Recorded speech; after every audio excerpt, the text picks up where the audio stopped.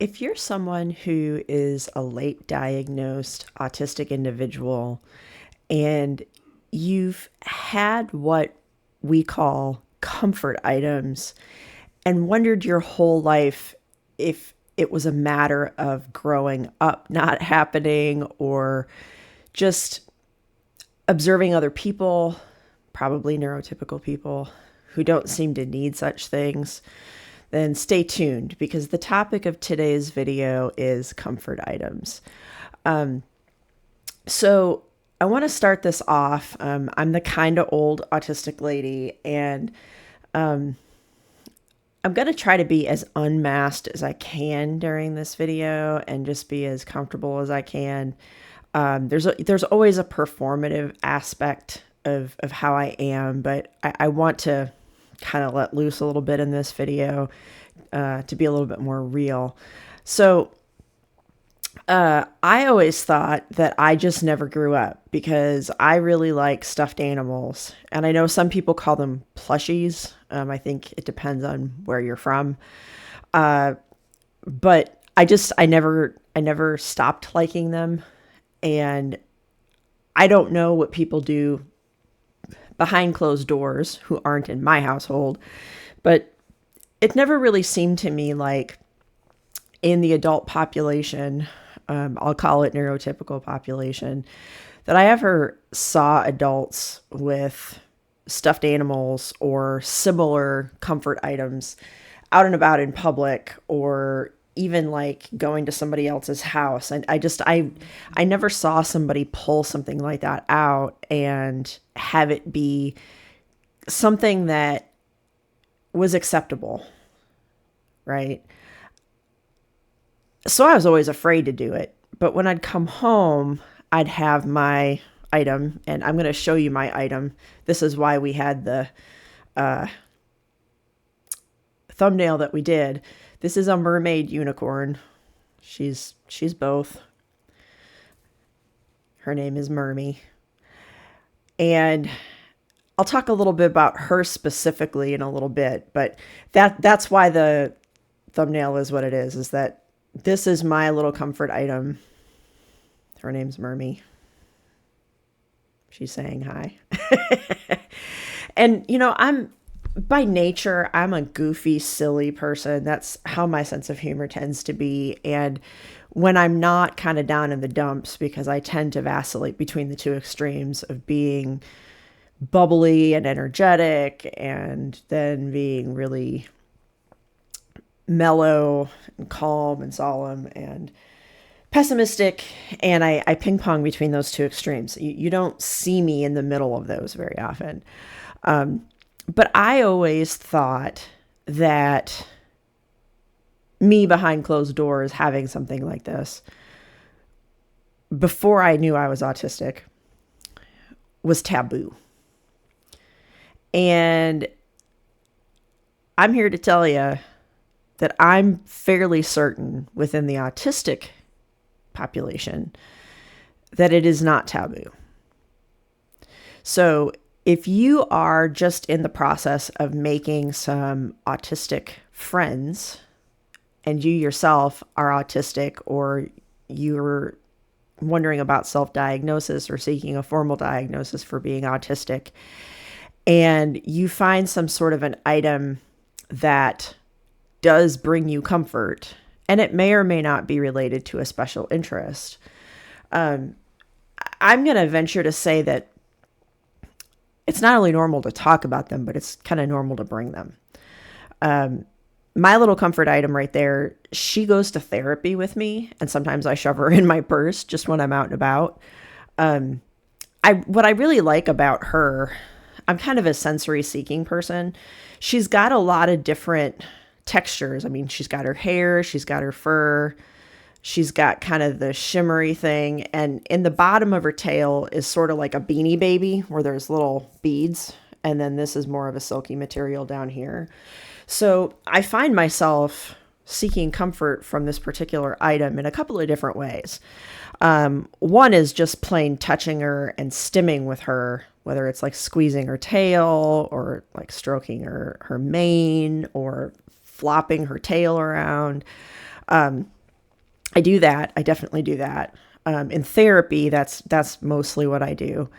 I hug her because she's a stuffed animal, and she, as you can tell, she's well loved. She's a little worn.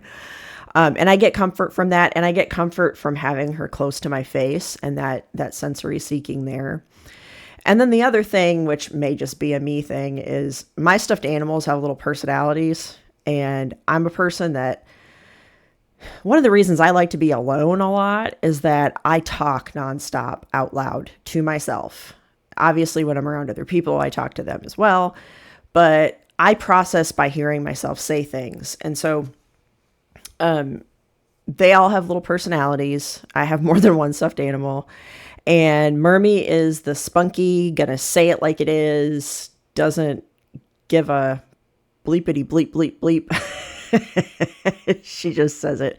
She's also very curious. So I personally, my stuffed animals have voices and personalities. And it's amazing what I learn about myself through doing that. There was a time when I brought home a second stuffed animal. She's a squishmallow. She's made by that company, but she's not totally round like a squishmallow. And when Mermy, when I was letting her have a little character, when this other stuffed animal came to be in her presence, and I won't make the voice because I don't want to seem. I did the voice in my little sheep stamp thing for some of those characters, and I don't think I'm ever going to bring them out again. But what she said was essentially, "Yay, I have a friend." Y'all, I have thought about that for many months, about how something in my subconscious came out of me at that point. And what was under the surface was this little animal was excited that she had another animal to be friends with her. And that's really how I feel when I get to spend time with other people, autistic or not, who are on the same wavelength with me. Because I do have some neurotypical friends that I've fostered relationships throughout the years, and most of them are long distance because people move. But when I'm on the same wavelength with someone, there's a sense of release for me, of just getting to be around another human and just relax. I think masking for me is, if I had to sum it up in a couple of words, masking for me is being uncomfortable for the sake of other people being comfortable around me. So there is definitely a process of learning about myself through having this particular comfort item. And I have to say that when I first brought her out, my therapist treated it like it was normal. And every once in a while, I talk about her and it's normalized. And I'm grateful for that, because I'm not sure that every therapist would react that way. People have different backgrounds, and I imagine some therapists would be like, oh my. But my therapist went with it. And yes, I do see a therapist. I have seen a therapist for a few years. I saw a therapist off and on for a good chunk of my life when I was younger, an adult, but younger. And one of the things that really surprised me and really opened up my personal journey into not only sobriety, but thinking more about potentially being autistic. It was during COVID, and I found out that my therapist had died, and I had not been contacted. And how I found it out was I called the phone number and it didn't connect. And I looked her up on the internet and I found her obituary.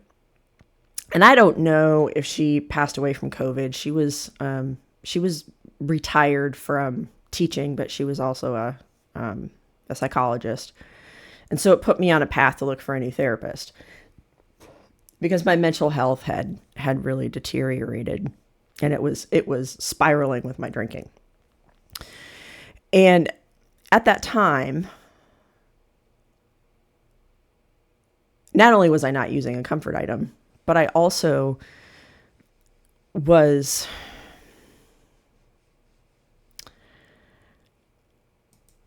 off of antidepressants, and I was very uncomfortable. I was very masked. I had people working in my house, contractors, and so even though I worked from home at the time, the contractors were there sometimes all day long and sometimes into the night because we had major problems go around with our house.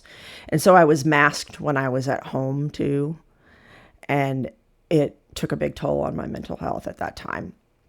So, all of that is to say that in my particular case, having the comfort item, knowing what it is, naming it for what it is, that it's a comfort item, that it is not a regression back into childhood or into, somebody never grew up or anything like that, that it is normal to have with me, normal to talk about, has been a journey. It really took me a while to get there. I'll also come out and say that to a certain extent, my sheep stamps and my goat stamps are also comfort items. They fall more into the special interest category, but I know if I've had a really bad day and I'm trying to get, I don't want to say centered because that's not really what I mean, but when I try to get back to not having the push and pull of whatever happened to me earlier in the day, and I'm trying to get back to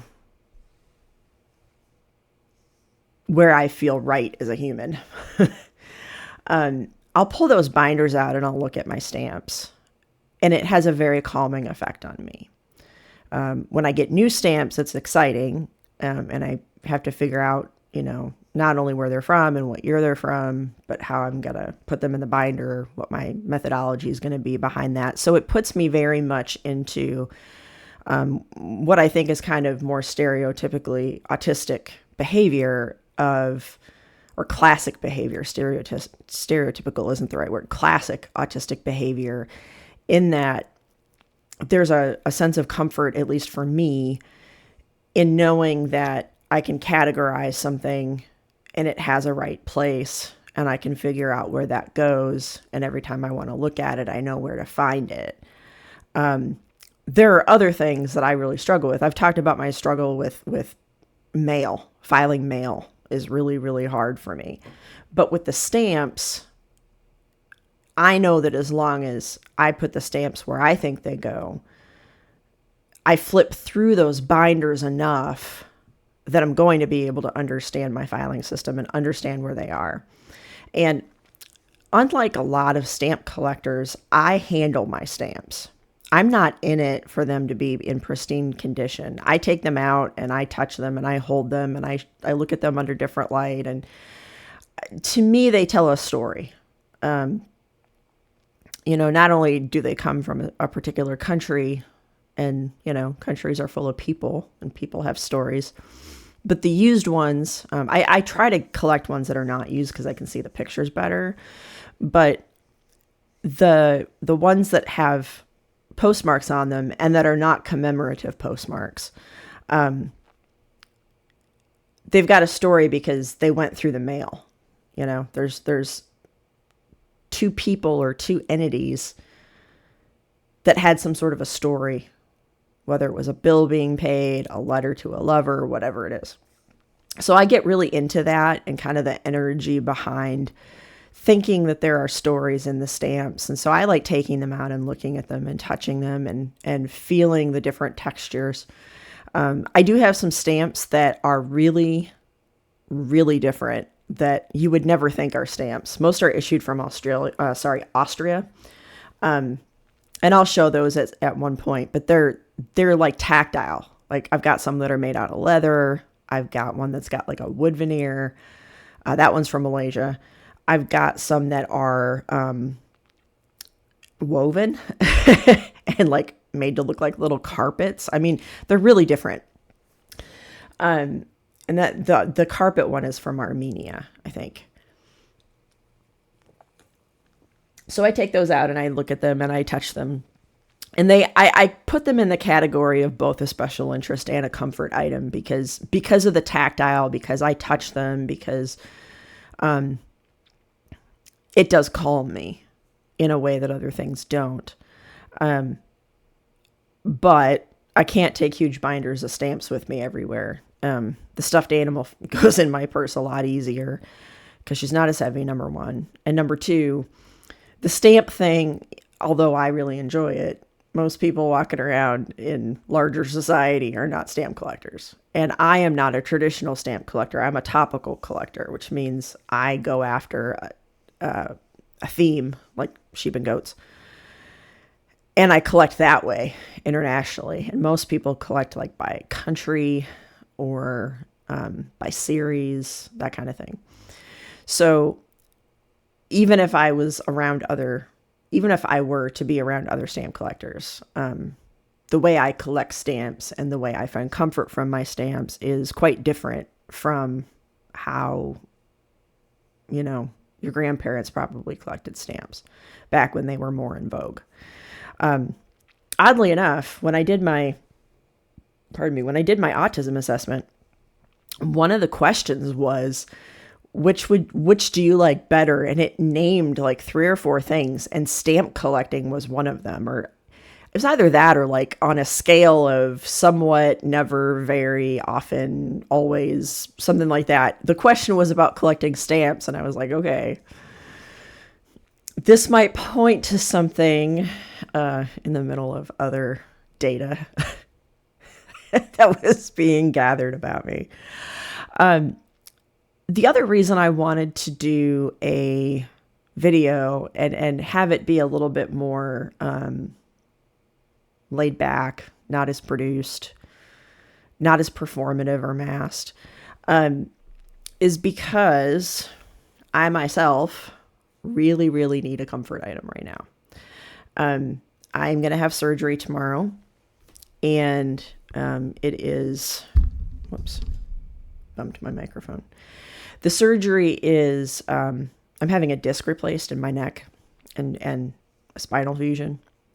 So I've got a nerve running down my arm that has significantly weakened my grip of my left hand and the use and strength of my pinky finger and my ring finger. So it's the same nerve that, if you've ever heard of cubital tunnel syndrome, that's pinched at the elbow. It's the same nerve, but it's pinched at my neck. And I've done physical therapy for over a month, and it's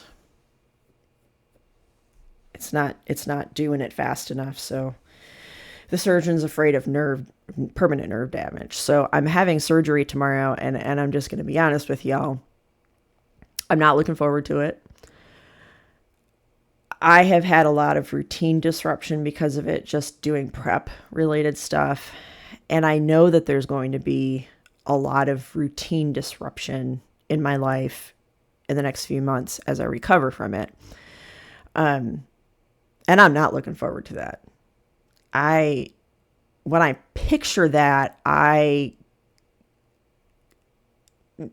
kind of need to self-soothe a little bit because, I think about even something as simple as taking a shower and washing my hair. I'm going to have an incision right here, and I don't know how long I have to keep it covered and all that kind of stuff. I'm going to find out those instructions tomorrow. The last surgery I had, the last couple surgeries I had was it was on my foot. I had a bone fusion in my foot as well. It was in my midfoot. I had fallen, and y'all, I just fell. Like, my ankle just gave out on me, and I just fell. I was in a parking lot, and it wasn't the fault of, it was actually in my employer's parking lot at the time. Don't work for them anymore. Not for that reason, but there was nothing that they did to cause it. It wasn't uneven or potholes or anything like that. It was just literally my ankle just gave out. But when I did that, I tore my Lisfranc ligament, which is a ligament that holds a couple bones together. And when it's completely torn, it's also called a Lisfranc fracture. It's kind of an unusual injury to get. That was back in 2022, June of 2022. And it took a while for them to figure out what was going on because it didn't show up on the x-rays. It took an MRI to figure it out, but I also had knee pain with how I fell. So they were concerned about the knee, and I was like, you guys got to MRI my foot along with my knee. It's just, you just have to. And they did. That's how they found it. And that particular injury is can be career ending for athletes when they get it. The people that usually have that injury, it's kind of an unusual injury to get, are like football players, ballet dancers, or people that have been in car accidents or falling from a larger height than what I fell from. But I just fell really hard and it tore it. So I had that surgery and it was very painful. If my memory serves me correctly, while I was coming out of the haze of having been under anesthesia, I believe the nurse told me that they messed up my nerve block because when I came to, I couldn't breathe. I was in so much pain that I was having a panic attack. And they basically put a bunch more fentanyl in my IV to get me to calm down so I'd breathe. And that was a long road to get over that particular surgery. Because with that surgery, because they are such small bones, I had to be off the foot for quite a while. And they also did another procedure where they like relaxed a tendon because I can't bend the middle of my foot anymore. And I did a lot of physical therapy. And then eventually I had the hardware taken out because it was bothering me. And I guess it's kind of common that people get that hardware out who have this particular surgery. But it was a long process. It was a very painful process. It was a lot of physical therapy.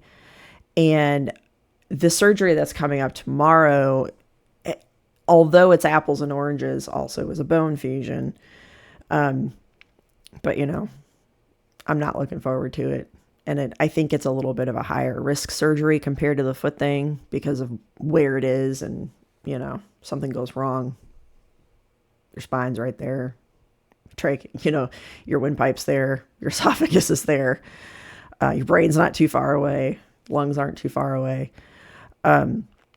So I'm sure everything will go fine. I'm not saying that it won't, but I am saying that a comfort item, to circle back to the topic at hand, the comfort item for me, especially at night when I can't sleep and I start worrying about it, is a lifesaver. Because there's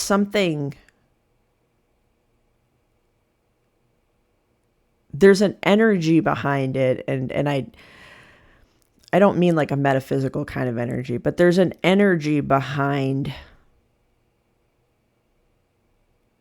something like a comfort item, and knowing that you can give that item, I can give that item my attention, and it's just going to sort of, in a certain sense, hold some of that worried energy, concerned energy. The stamps don't do that for me because I don't, I can hug this. She has a little personality. She's spunky. By the way, that particular animal too, who's half a mermaid and half a unicorn. I got it before I knew I was autistic. I got it a couple years ago when I was in Florida visiting a friend, and I fell in love with it right away because I felt a lot like that. You know, thinking you're neurotypical your whole life, and kind of thinking you're bad at being a neurotypical your whole life, my whole life. I say you, I mean me. It could mean you if it applies to you too. I kind of use the words interchangeably in some of these videos. But, you know, when a unicorn is in the water, it can't swim very well because half of it's a horse. And when a mermaid's on land, she can't do very well either because she's meant to be in the water. And that dual reality of two mythical creatures makes me think of how impossible it is to be neurodivergent and think and act and believe and mask as if I wasn't. And yet, because I thought I was neurotypical my whole life, up until about a month ago, I'm still coming to terms with the parts of neurotypical people I know, the aspects of what they are like as individual humans, and why they are still in my life. And a lot of it is because either they're very accepting people, very open people, non-judgmental people, and or the parts of my autism profile that are not spiky, that are closer to being what a neurotypical experience would be. I have days where I feel kind of neurotypical, especially if I'm not put in a situation that stresses any of my spiky areas, you know, while I'm in a neurotypical world. And one other thing I want to say on this, I'm having a tangential kind of thing, and if you saw my introduction video, I talked in there about the assessor wrote in my autism assessment, my formal diagnosis, that I'm very tangential as a person. And I try not to be in these videos in general because people need to, you know, attention spans are such that most people are not going to watch an hour-long video if I'm meandering to a bunch of different things. But this one, I want to take the polishness off and just talk and let my words go where they go, my thoughts go where they go. If they're helpful to you, fantastic. And if they're not, they're helpful to me to say out loud. But I think it's a pretty common experience for adult, late diagnosed autistic people that when they do choose to tell people in their lives that they are either self-diagnosing as autistic or neurodivergent in the case of some other types of neurodivergence,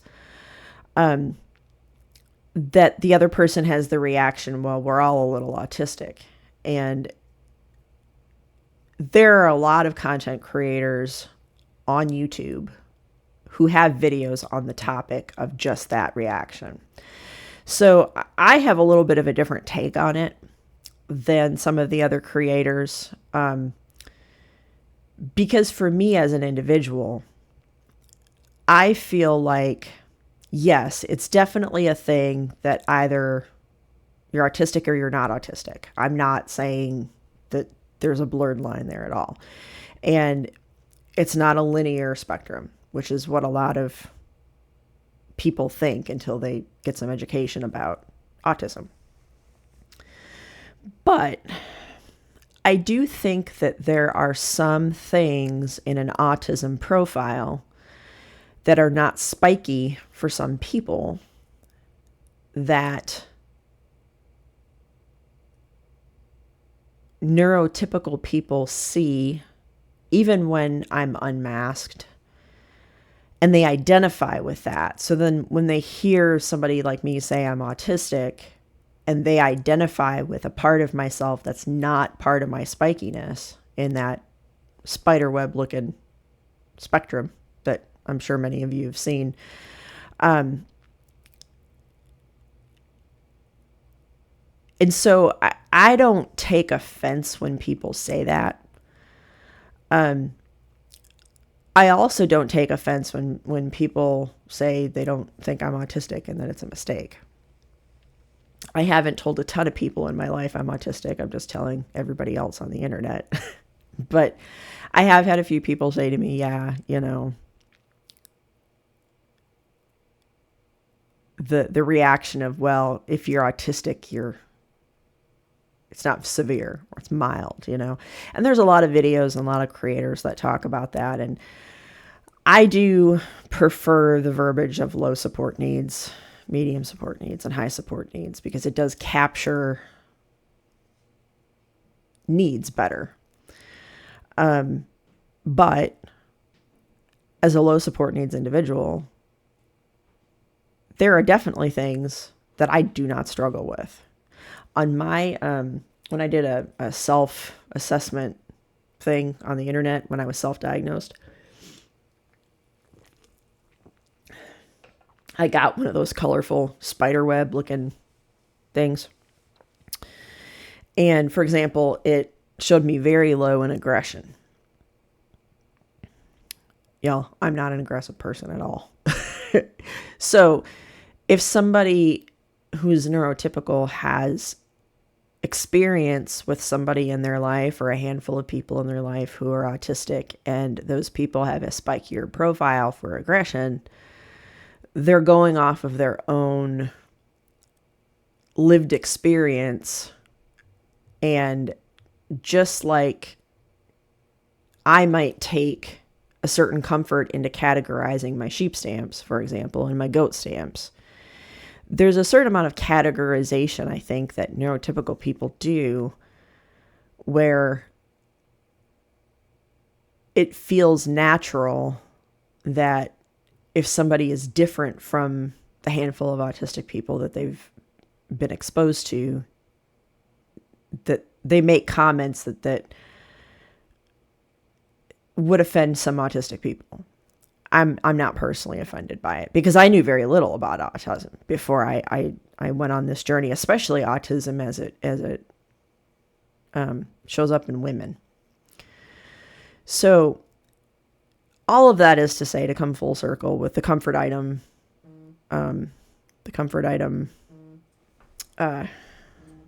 discussion here. But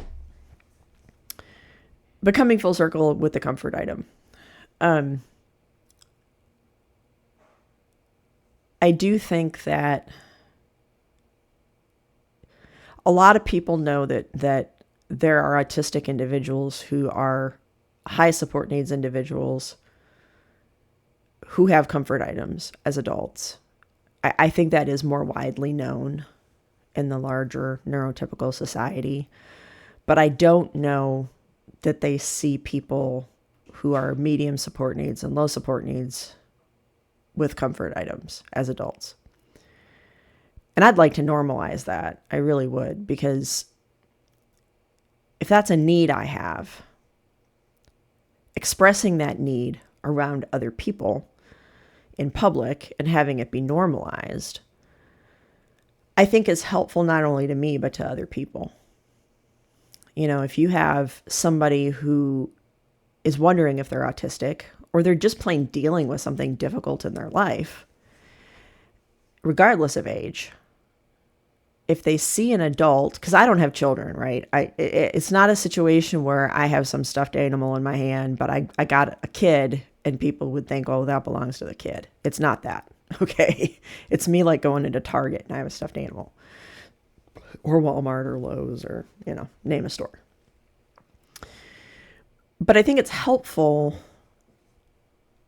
for people to see it, because I think larger society, I'm going to say neurotypical society, but even larger society than just neurotypicals, I think, especially in the United States and in other Western countries that are more individualistic and not as community focused in terms of cultural norms, I think that there is an expectation that when people are in public, that they're supposed to be put together.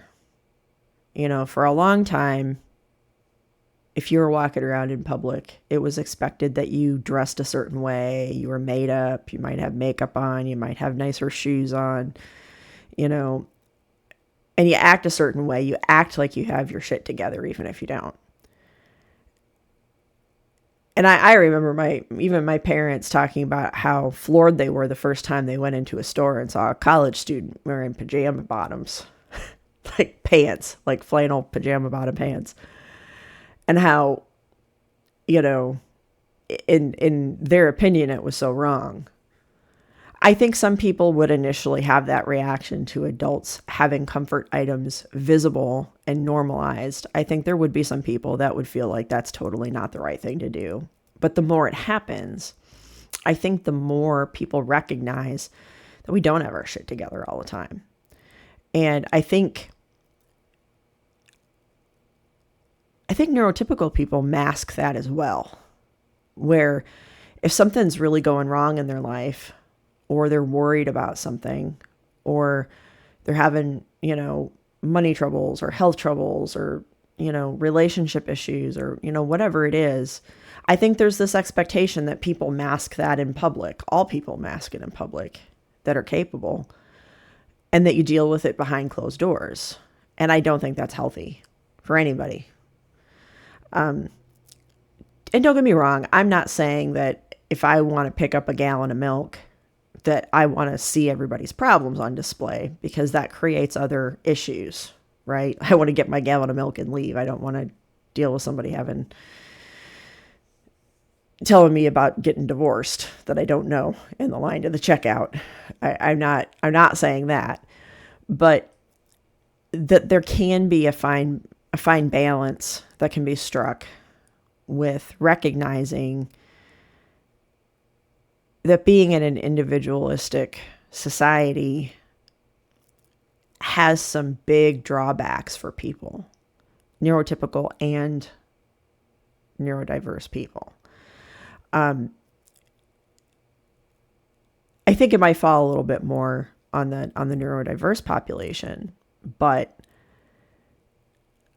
I don't think there would be any harm in modeling that for other people and modeling that for younger people. That, it's normalized that adults seek comfort from items, even in public. And I also understand there's a time and a place too. Like, I'm not going to go to a job interview and pull out my stuffed animal, right? Like, there's got to be parameters around it. I understand that. But where I'm going as I kind of wrap the video up is, number one, feel free to leave me a comment and let me know what your comfort item is. I think it would be interesting for me to see what the percentage is between like a stuffed animal kind of a thing versus other types of objects. I'd be really curious to know if that differs based on, men versus women versus non-binary, if it's a generational thing or an age-based thing. I'm just curious, just because they're data points. And I will say too that as I'm wrapping up, I also would like y'all to comment in the comments of any of my videos, this one or others, of which you prefer. Do you prefer videos like this where I'm a little bit more unmasked and I'm not necessarily going from point A to point B because I'm acting in a way that is where I'm not so buttoned up and I'm not following an agenda. I don't write scripts for my videos, but I do have like bullet points I follow usually. This video and my introduction video and a couple of others, I really, other than bringing the stuffed animal in here and finding an image for a thumbnail, I came in with very little preparation because this is as much for me as it is for anybody else because I'm not looking forward to the surgery and I need all the comfort I can get. But I would like to know what you prefer. If you're an autistic individual, do you prefer watching an autistic creator such as myself, for lack of a better way to say it, unmasked and acting autistic? Or from an attention span perspective, do you prefer that I get my points out, I get my point across, I'm a lot more efficient, have this video be shorter and not meander because you're there because the topic at hand is interesting and, you know, if you're going to devote 5 minutes of your life to it, you want the information in those 5 minutes. I know for myself, as a consumer of YouTube, when things meander, I get frustrated, even though I'm a meanderer.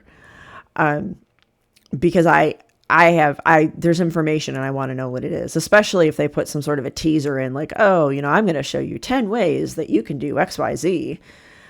And then they're on item 3 and it's been 15 minutes. I'm like, unless there's chapters in it or something, I'm like, I'm not investing more time in this, which is why I have tried to be a little bit more focused.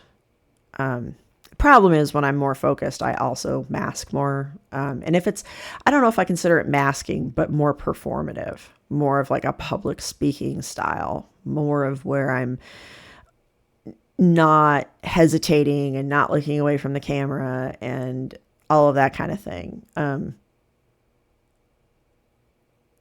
I'd like to know what you prefer.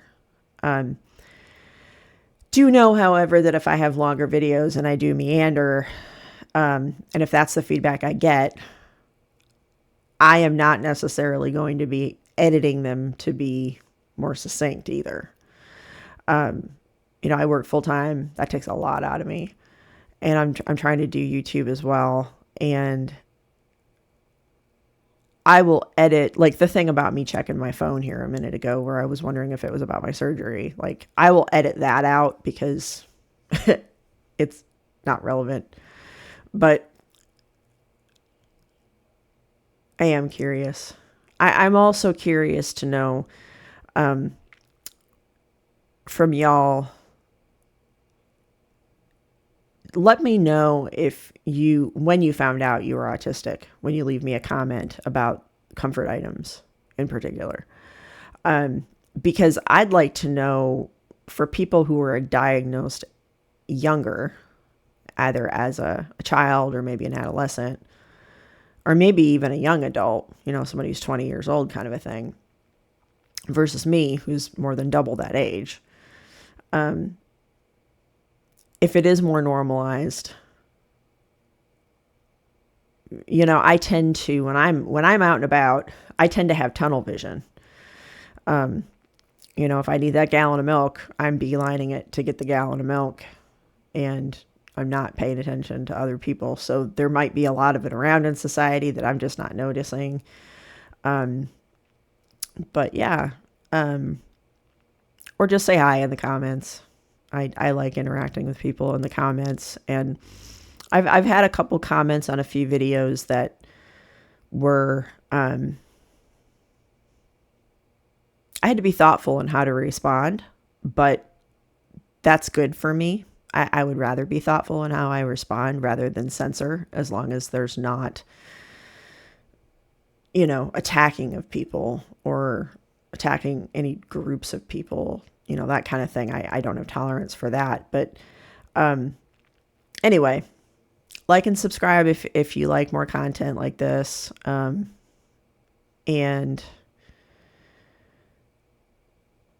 Oh, the other thing I wanted to mention, because I do have my surgery tomorrow, I don't know what my posting schedule on YouTube is going to be like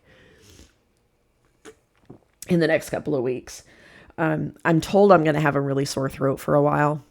I could be really hoarse for a while. So I haven't forgotten about you if I don't post very much. What I would like to do is more Dimash themed stuff where I don't have to talk as much. I don't want to get any copyright strikes because there's a lot of reactors that have a hard time posting because of copyright strikes when they play his stuff. But I do have some footage of when I was in New York at his solo concert. That is, it's a fan cam video I took. I might play some of that with a little bit of commentary as my special interest.